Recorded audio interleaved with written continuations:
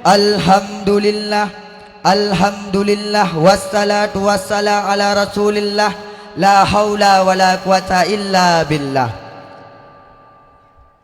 Ashhadu an la ilaha illallah wa ashhadu anna muhammadan abduhu wa rasuluh, la nabiyya ba'dah. Puji beserta syukur atas kehadiran Allah, yang mana oleh Allah yang telah memberi kepada kita taufik hidayahnya kepada kita semua. Selawat dan salam marikah tanya curahkan ke pangkuan alam Nabi Muhammad sallallahu alaihi wasallam dan kepada sahabat beliau yang telah membantu beliau ikut peperangan demi menegakkan kalimatul haq, yakni kalimah la ilaha illallah Muhammadar Rasulullah. Ma'asyaral muslimin rahimakumullah. Dan kata-kata ta'ziman ulun tuan kepada pucuk pimpinan Ma'had Rauhul Mudi Al-Aziziyah ma'a keluarga yang sangat mulia. Dan kata-kata ta'ziman ulun tuan kepada Rais Amdaya Rauhul Mudi Al-Aziziyah ma'a keluarga yang sangat mulia. Dan kata-kata ta'ziman ulun tuan kepada gure sumebet bengah, gure sumebet cat ura maupun gure sumebet malam. Dan kata-kata ta'ziman ulun tuan kepada Dewan Hakim yang kala menghakimi ulun tuan dengan apa adanya di bak malam yang sangat berbahagia. Dan kata-kata ta'ziman ulun tuan kepada santriwan dan santriwati yang kala hadir di bak malam yang sangat berbahagia. Dan hanatul wasyid kata-kata ta'ziman yang terakhir yaitu kepada urang Cilun, yang mana oleh urang Cilun yang rela nepot empaku, yang rela ni cong bau demi kira belanja ke kedai sirotungku. Ma'asyaral muslimin rahimakumullah. Sejarah telah membuktikan dulunya Islam pernah bangkit di masa kepimpinan Salahuddin Al-Ayyubi dengan imannya yang kuat, ilmunya yang hebat dan semangatnya yang membara sehingga beliau dapat memimpinkan keagamaan Islam di dunia. Di masa itulah para kaum Yahudi dan para kaum Nasrani tunduk dan patuh di bawah kepimpinannya. Sungguh berbeda Islam pada saat ini. Islam pada saat ini berani dilecehkan, bahkan dihina, seperti sebuah kasus yang pernah terjadi. Seorang pemimpin dari Kristiani yang memimpinkan ibu kota kita cintai, si Ahok lakamnya, dia berani menghina agama Islam, bahkan melecehkan Al-Quran. Dan juga pernah terjadi di dunia barat sana, seorang singa lautan Eropa di Amerika Serikat, dia berani mengusir orang-orang Islam. Persatuan dan kesatuan Islam telah sirna. Karena kenapa? Islam bagaikan buih di dalam lautan, dihantam ombak, diterjang badai. Perihal tersebut tergugurlah di dalam hati Al-Fakir ingin menyampaikan suatu syarahan yang berjudul agama di tangan para pemuda. Ma'asyaral muslimin rahimakumullah. Sebagaimana Nabi pernah berkata, ad-dinu biyadihil fata, agama di tangan para pemuda. Ma'asyarul muslimin rahimakumullah. Pemudalah yang mampu membangkitkan agama. Jika baiknya pemuda, maka majulah agama. Namun sebaliknya, jika rusaknya pemuda, maka runtuhlah agama. Sehingga dapat dikatakan pemudalah pembangun bangsa dan agama. Seperti kata sang pujangga, berikan olehmu 10 orang pemuda, niscaya akan kuguncang dunia. Namun sebaliknya, jika engkau beri kepadaku tua renta, niscaya tanganku tidak akan bisa berbuat apa-apa.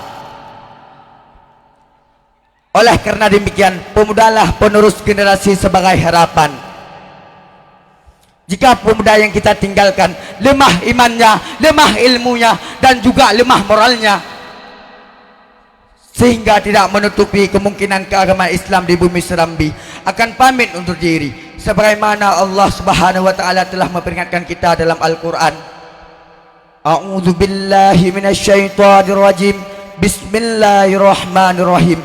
Wal yakhshal ladzina law taraku min khalfihim dzurriyyatan dhi'afan khafu 'alaihim falyattaqullah wal yaqulu qawlan sadida. Shadaqallahul azim. Artinya, dan hendaklah takut kepada Allah orang-orang sekiranya yang meninggalkan generasi-generasi yang lemah di belakang mereka itu, yang mereka khawatirkan kesejahteraannya, dan hendaklah mereka bertakwa kepada Allah, dan hendaklah mereka berbicara dengan tutur kata yang benar. Ma'asyaral muslimin rahimakumullah.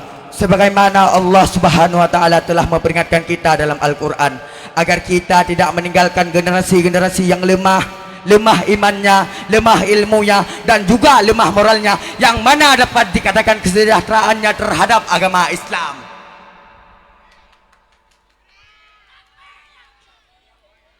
Oleh karena demikian, pemudalah pondasi agama. Jika baiknya pemuda, maka majulah agama. Jika rusaknya pemuda, maka runtuhlah agama. Dan yang dapat membantukan keagamaan Islam yaitu adalah umara, yaitu adalah pemimpin yang memikirkan rakyatnya, bukan pemimpin yang memikirkan isi perutnya. Dan yang dapat membantukan keagamaan Islam yaitu adalah agniya, yaitu adalah orang-orang kaya, yang mau manfaat hartanya ke jalan Allah Subhanahu wa taala. Contohnya, ada satu pondok pesantren yang membutuhkan dana. Datang orang kaya itu, "Kiai, ini sedekah dari saya, tolong selesaikan daya hingga selesai." Namun sebaliknya, jika ada masjid yang belum selesai, datang orang kaya itu, "Ustadz, ini sedekah dari saya, tolong selesaikan masjid hingga selesai." Orang seperti itulah yang diharapkan dalam keagamaan Islam. Dan apabila ada kesilapan dan ada kesalahan, bahkan jatuh dalam kesesatan, ulamalah yang berpegang sebagai petunjuk jalan kebenaran. Oleh karena demikian, bangkitkanlah semangat para generasi pemuda Asafak membangun di masa yang akan datang.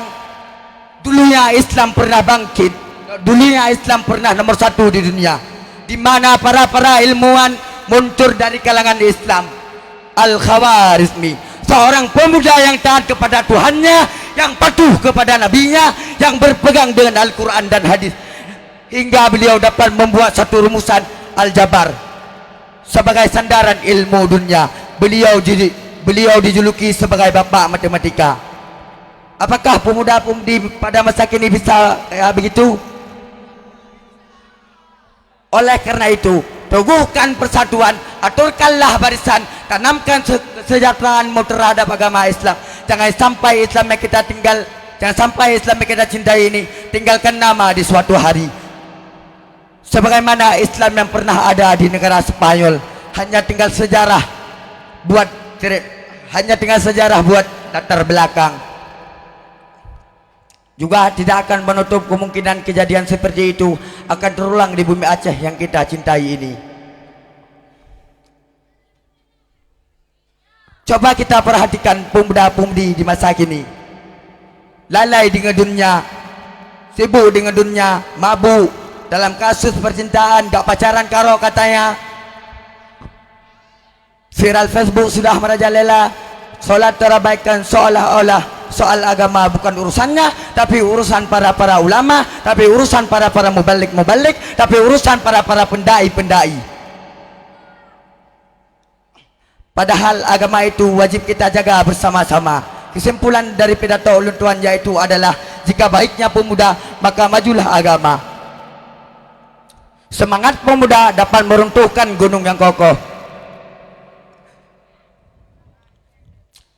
Cukup di sinilah pidato ulun tuan, akhiri wabillahi taufiq wal hidayah. Assalamualaikum warahmatullahi wabarakatuh. Waalaikumsalam warahmatullahi wabarakatuh. Yang barusan tampil atas nama Tunku Reza dengan nomor undian 036 yang berasal dari Dayah Baru, Kecamatan Junip, Kabupaten Buren. Utusan dari kelas 4A.